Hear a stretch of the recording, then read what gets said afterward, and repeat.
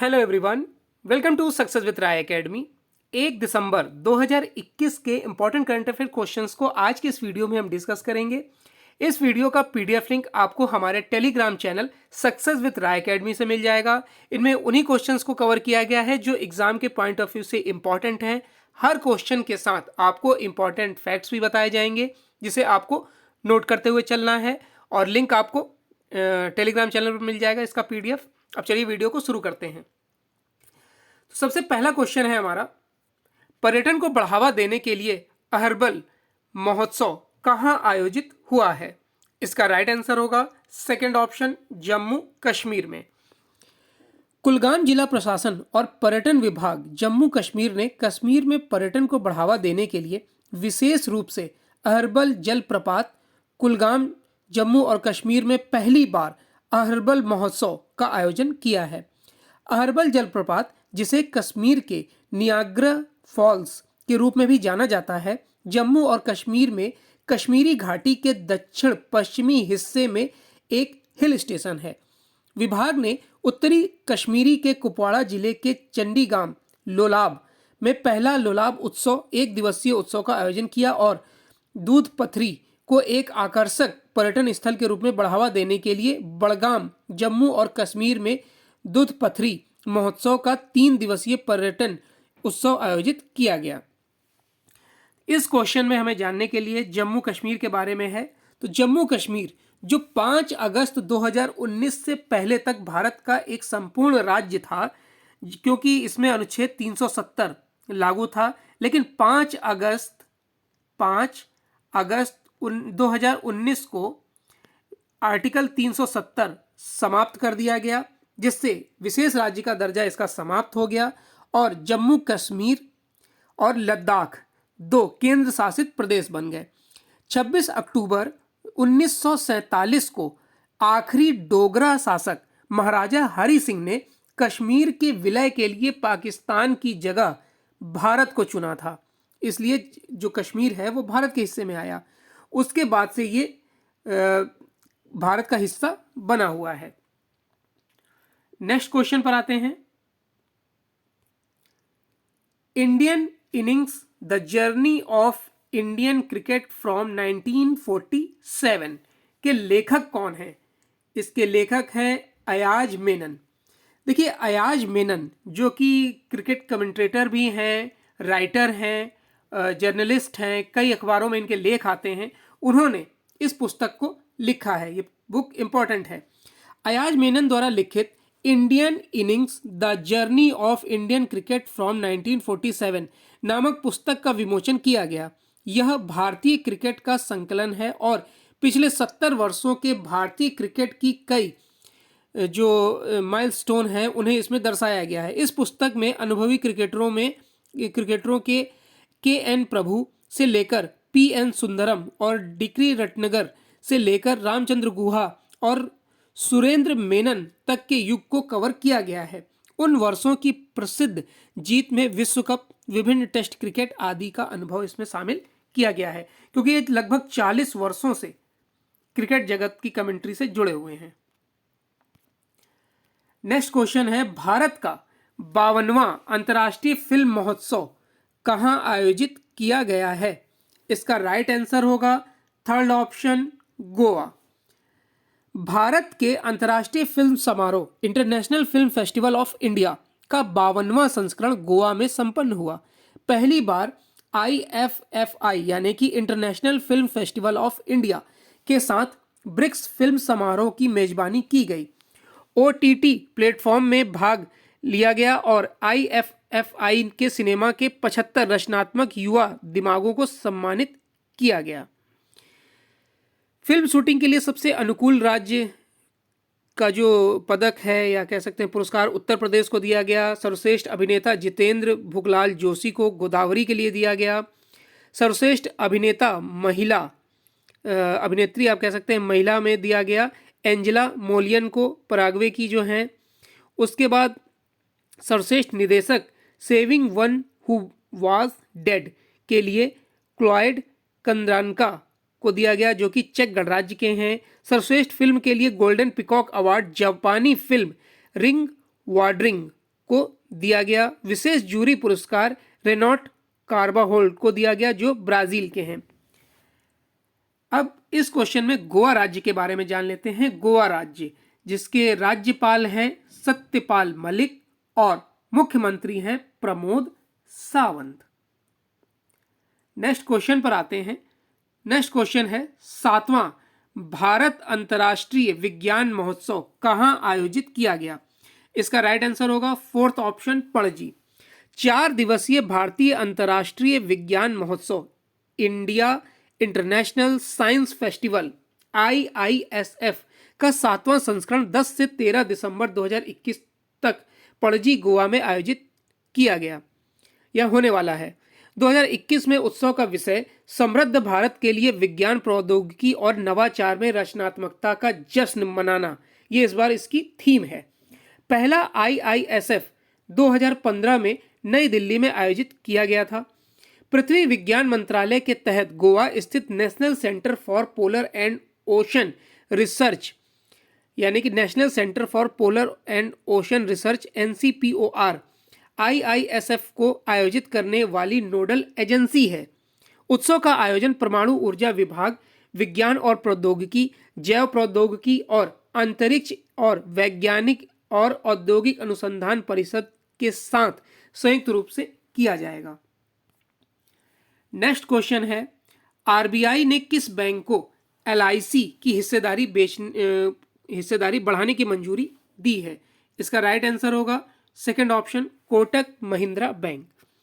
भारतीय reserve bank ने निजी ऋणदाता कोटक महिंद्रा बैंक में अपनी हिस्सेदारी बढ़ाकर 9.99% करने के लिए LIC को अपनी मंजूरी दे दी है। वर्तमान में LIC के पास निजी ऋणदाता में 4.96% हिस्सेदारी है।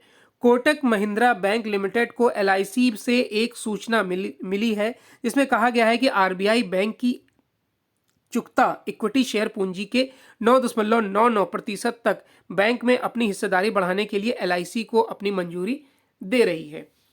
तो इस क्वेश्चन में हम RBI के बारे में जानेंगे, रिजर्व बैंक ऑफ इंडिया, जिसकी स्थापना 1 अप्रैल 1935 को हुई थी। इसका राष्ट्रीयकरण हुआ 1 जनवरी 1949 को। 1937 से पहले RBI का हेड ऑफिस कोलकाता था, लेकिन 1937 से इसका हेडक्वार्टर मुंबई हो गया जो अभी तक है। वर्तमान में RBI के गवर्नर हैं शक्तिकांत दास जो कि 25वें क्रम के गवर्नर हैं और 4 डिप्टी गवर्नर होते हैं। पहले हैं माइकल डी पात्रा, दूसरे हैं राजेश्वर राव, तीसरे हैं T रविशंकर और चौथे हैं मुकेश जैन। तो ये इंपॉर्टेंट फैक्ट्स थे RBI के बारे में भी जानने के लिए जो आपने जाने। नेक्स्ट है PVC प्लास्टिक से बना भारत का पहला क्रेडिट कार्ड किसने लॉन्च किया है? इसका राइट आंसर होगा 1st ऑप्शन HSBC। HSBC का फुल फॉर्म जान लीजिए, Hong Kong and Shanghai banking corporation. HSBC India ने पुनर्नवीनीकरण PVC प्लास्टिक से बना भारत का पहला क्रेडिट कार्ड लॉन्च किया है। कार्डों को वैश्विक कार्ड निर्माता IDEMIA के साथ साझेदारी में पेश किया गया है ताकि धीरे धीरे एकल उपयोग वाले PVC प्लास्टिक को खत्म किया जा सके। कार्ड 25% पुनर्नवीनीकरण प्लास्टिक से बने हैं और प्रत्येक कार्ड समग्र कार्बन उत्सर्जन को कम करने में मदद करने वाला के अलावा 3.18 ग्राम प्लास्टिक कचरे को बचाएगा। कार्ड को HSBC समूह द्वारा शुरू किए गए एक नए कार्यक्रम के हिस्से के रूप में लॉन्च किया गया था जो कि वर्ष 2030 तक अपने संचालन में स्थिरता और शुद्ध शून्य के लिए अपनी वैश्विक प्रतिस्पर्धाओं का समर्थन करने के लिए अपने सभी वैश्विक स्थानों पर स्थायी कार्ड पेश करता है। HSBC का फुल फॉर्म आपको पता चल गया, Hong Kong and Shanghai banking corporation. इसकी जो इंडिया में स्थापना है वो 1853 में हुई थी। मुख्यालय मुंबई महाराष्ट्र में है। वर्तमान में HSBC इंडिया के CEO हैं हितेंद्र दवे। किस वर्ष तक दक्षिण कोरिया को दुनिया का पहला तैरता शहर मिल जाएगा? इसका राइट आंसर होगा 2025 यानी कि सेकेंड ऑप्शन। समुद्र के बढ़ते जल स्तर के कारण बाढ़ की समस्या से निपटने के लिए दक्षिण कोरिया को जल्द ही दुनिया का पहला तैरता हुआ शहर मिलने वाला है। Floating city project, UN human settlement programme और ओशनिक्स का एक संयुक्त प्रयास है। यह शहर दक्षिण कोरिया में बुसान के तट पर बनाया जाएगा और इसके 2025 तक पूरा होने की संभावना है। तैरते हुए शहर में बाढ़ प्रूफ बुनियादी ढांचा होगा और बाढ़ के जोखिम को खत्म करने के लिए कई मानव निर्मित द्वीप शामिल होंगे। आत्मनिर्भर शहर को विशेष रूप से सुनामी, बाढ़ और श्रेणी 5 के तूफान जैसी प्राकृतिक आपदाओं का सामना करने के लिए डिजाइन किया जाएगा। साउथ कोरिया के बारे में जान लेते हैं, जिसकी कैपिटल है सियोल। यहाँ की करेंसी है दक्षिण कोरियाई वॉन और यहाँ के राष्ट्रपति हैं मून जे इन।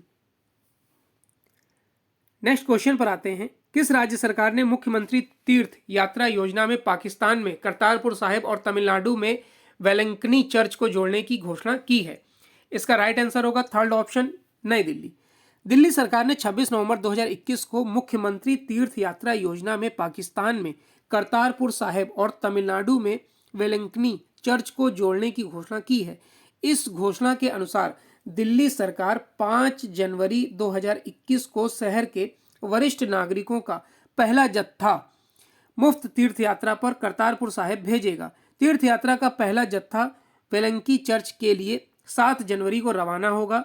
इस योजना का लाभ दिल्ली के प्रत्येक निर्वाचन क्षेत्र के 1100 वरिष्ठ नागरिक एक बार में उठा सकते हैं। नेक्स्ट क्वेश्चन है, स्ट्रीट प्रोजेक्ट योजना किस राज्य सरकार ने शुरू की है? इसका राइट आंसर होगा सेकंड ऑप्शन, केरल। केरल पर्यटन राज्य के अंदरूनी और भीतरी इलाकों में पर्यटन को गहराई तक ले जाने के लिए 7 जिलों में चुनिंदा स्थानों पर स्ट्रीट प्रोजेक्ट शुरू करने जा रहा है। इस परियोजना के तहत green street village, life experience street, cultural street, experimental tourism street, water street जैसी कई विषयों पर योजनाएं बनाई गई हैं। ये गलियां चुनिंदा स्थानों की विशिष्टताओं के अनुरूप होंगी और अनुभवात्मक पर्यटन पर भी ध्यान केंद्रित करेंगी। केरल के बारे में जान लीजिए। केरल के जो गवर्नर हैं वो हैं आरिफ मोहम्मद खान और मुख्यमंत्री हैं पिनरई विजयन। अब आपको कमेंट बॉक्स के माध्यम से केरल की कैपिटल बतानी है। सूडान देश के नए प्रधानमंत्री कौन बने हैं? इसका राइट आंसर होगा फोर्थ ऑप्शन, अब्दुल्ला हमदोक। सूडान देश के नए प्रधानमंत्री अब्दुल्ला हमदोक को देश के नए प्रधानमंत्री के रूप में चुना गया है। प्रधानमंत्री बनने से पहले हमदोक ने दक्षिण अफ्रीका के लिए संयुक्त राष्ट्र आर्थिक आयोग, अफ्रीकी विकास बैंक और इथियोपिया में व्यापार और विकास बैंक के विशेष सलाहकार के रूप में कार्य किया है। सूडान देश के बारे में जान लीजिए।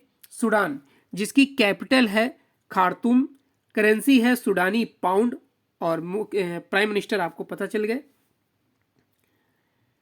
नेक्स्ट है, भारतीय नौसेना के नए प्रमुख कौन बने हैं?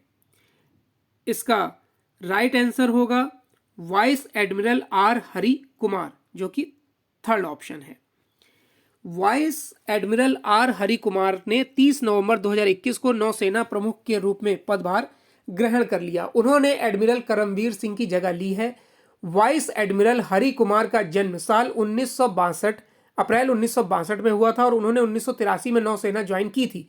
उन्होंने अपने 38 साल के लंबे करियर में भारतीय नौसेना के एयरक्राफ्ट कैरियर आईएनएस विराट में कमांडिंग ऑफिसर के पद सहित आईएनएस कोरा, निशंक और रणवीर युद्धपोतों को भी कमांड किया है। नेक्स्ट क्वेश्चन है, ट्विटर के नए प्रमुख मुख्य कार्यकारी अधिकारी किसे नियुक्त किया गया है? आप सभी को पता होगा, फर्स्ट ऑप्शन पराग अग्रवाल। भारतीय मूल के पराग अग्रवाल ने ट्विटर के नए मुख्य कार्यकारी अधिकारी यानी सीईओ के रूप में जैक डोर्सी की जगह ली है। पराग अग्रवाल ने आईआईटी बॉम्बे से ग्रेजुएशन किया है और स्टैनफोर्ड यूनिवर्सिटी से कंप्यूटर साइंस में पीएचडी की है। ट्विटर के साथ जुड़ने से पहले पराग अग्रवाल याहू, माइक्रोसॉफ्ट और एटीएनडी जैसे दिग्गज अमेरिकी कंपनियों के साथ कार्य कर चुके हैं। 21 मार्च 2006 को ट्विटर की शुरुआत की गई थी। तो ये आज का 1 दिसंबर 2021 के इंपॉर्टेंट करंट अफेयर क्वेश्चंस थे। इस वीडियो का पीडीएफ लिंक आपको टेलीग्राम चैनल से मिल जाएगा, जिसमें ऑप्शंस के साथ आपको आंसर भी दिए गए होंगे। आई होप आपको ये वीडियो अच्छा लगा होगा। अगर वीडियो अच्छा लगा हो तो लाइक और शेयर कर दीजिएगा। वीडियो देखने के लिए धन्यवाद।